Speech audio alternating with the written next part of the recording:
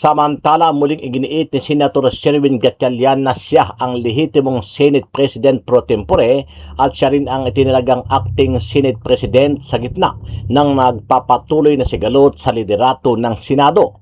Ang pahayag ay kasunod ng mungkahi ni Senate President Alan Peter Cayetano na silang dalawa na lamang umano ang lumagda sa mga kautusan at dokumento ng Senado habang hindi pa nare-resolba ang hidwaan sa pamumuno ng mataas na kapulungan.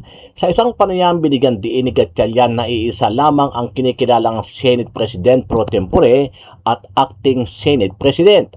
Ayon kay Gatchalian, there's only one Senate President pro tempore, there's only one designated acting Senate President, therefore gagampanan natin yung ating trabaho. Dagdag pa niya, sisiguraduhin natin na hindi mapuputol ang operasyon ng Senado at koordinasyon with the House of Representatives and other agency. Ang pahayag ni Gatchalian ay kaugnay ng kontrobersyal na reorganisasyon ng Senado noong Hunyo 3 kung saan siya ang nahalal bilang Senate President pro tempore. Kinikwestiyon naman ng kampo ni SP Cayetano ang legalidad ng naturang reorganisasyon, partikular usapin ng quorum dahil 12 senador lamang umano ang naroon ng idaos ang naturang sesyon. Kakapasok lang na balita, kinumpirma ng opisina ni Senator Rodante Marcoleta na hindi mo na matutuloy bukas, June 11, ang nakatakda ng pagpapatuloy ng flood control hearing ng Cayetano Black. Ayon mismo sa sinabi ni Marcoleta sa isang programa, ito ang naging desisyon ng kanilang Blue Ribbon Committee matapos ang kanilang konsultasyon sa isa't isa. Layunin umano ng kanilang kanselasyon na makapagpakita ng respeto sa mga nabiktima ng magnitude 7.8 na lindol sa Mindanao. Sa ngayon, wala pang bagong schedule na inilalabas ang naturang komite para sa rescheduling nito. Samantala, sinabi naman ni Marcoleta na itutulak pa rin nila ang pag-imbita kay dating House Speaker Martin Romualdez na maalalang hindi humarap sa flood control consultative meeting ng New Majority Bloc. Magandang araw mga kaibigan. Bigyan natin ng reaction opinion itong post ang balita ngayon.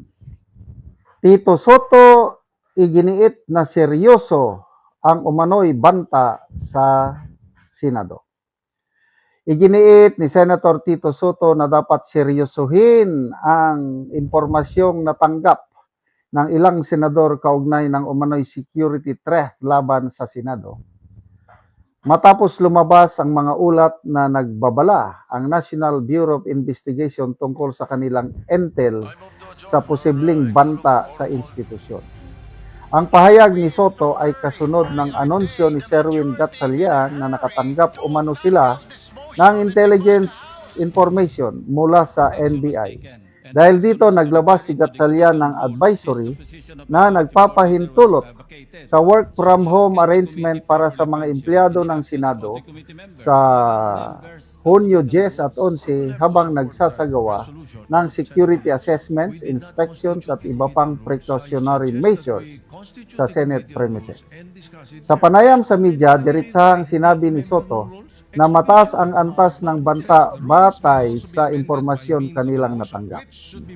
Sabi niya, very serious according to the intel. Dagdag pa niya, the threat is a clear and present danger. Therefore, serious considerations must be taken. Nauna namang sinabi ni Gatchalian, ayon sa NBI, may mga intelligence na ipinasa sa atin na may mga banta na maaaring mangyari sa Senado. Well, tingnan natin. Depende sa taong bayan kung maniniwala sila sa inyo. NBI. Kung ako, wala na akong tiwala sa NBI. Sorry sa dahil ang NBI po over the years, napakataas ang tingin ko, pati ang karamihang mamamayang Pilipino, mataas ang tiwala sa NBI. Nung nasa serbisyo pa ako, may mga civilians na magkaroon ng problema sa law enforcement, sa hustisya. Ang daming nagsabi sa akin nga, Sir, tulungan nyo nga kami, paano kami makalapit sa NBI. Bakit NBI? Nandyan naman ang mga pulis. Again, no offense meant sa mga kabaro namin sa pulis. Sabi nila, mas may tiwala kami sa NBI, sir, kaysa sa pulis. So, nagkataon, may mga kaibigan ako sa NBI, nilalapit ko sa kanila, at natutulungan. As in. Kaya nga, ulitin ko, to me, NBI agents are group of professional law enforcement agencies. Sad to say, itong nangyari ngayon sa politika, dahil sa leadership ng NBI, naapektuhan, nadadamay ang mga matitinong opisyales, empleyado, agents ng NBI. Sorry. So yung sinasabing intelligence, I have worked with intelligence units. Alam ko yung intelligence cycle. Informasyon pa lang yung natanggap nila.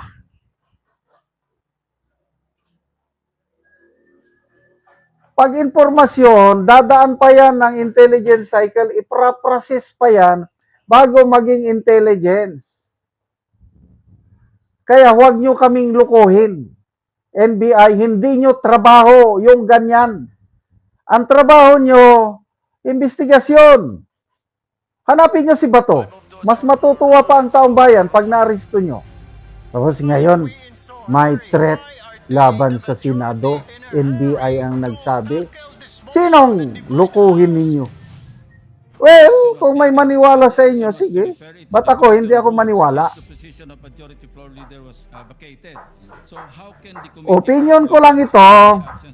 Yung sinasabi na intelligence threat, paraan lang ito para yung scheduled hearing ni Marcoleta sa June 11,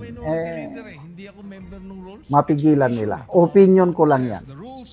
Kasi may nag-a-announce yan na hintayin ninyo, sabi ni General Pukis, Brave 18 pa lang, natakot na kayo. How much more kung lalabas yung Fearless 17? May mga dagdag pa daw na mga excuse me. May dagdag pa daw na testigong lalabas. Natataranta na sila sa salaysay ng Brave 18. Papaano pa kung tuluyan ng ilabas ang 17 na naman? Na Fearless 17. Yan ang nakikita kong dahilan. Naghigpit sila ng seguridad sa Senado para mapigilan yung hearing sa June 11. Opinion ko lang yan. Basta ako, hindi ako naniniwala itong mga sinasabing threat. Anong klaseng threat, be? May grupo na aatake sa Senado? Sino naman? May kakayahan ba ang grupo ng Cayetano Black na manggulo? Sino yung mga kakampi nila? Wala silang kakampi. Ang may kakampi, ang Gatchalian Black, dahil suportado sila ng palasyo.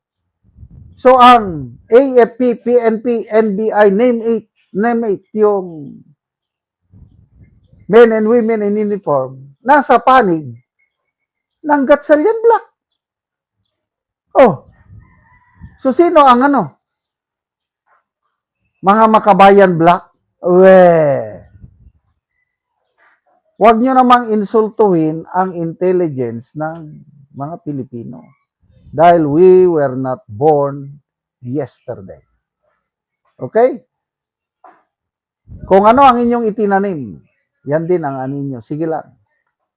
Magpalabas kayo ng maganyan. Ang taong bayan, age of social media na ngayon. Ang daming sources ng information. Ang daming mga vloggers, whatsoever, kanya-kanyang pahayag yan ng mga ang taong bayan well-informed. So kung maniwala ang taong bayan sa inyo, na may threat, o sige, isara nyo ang Senado para walang makapasok bukas, para walang matuloy na hearing. O, maligaya sila.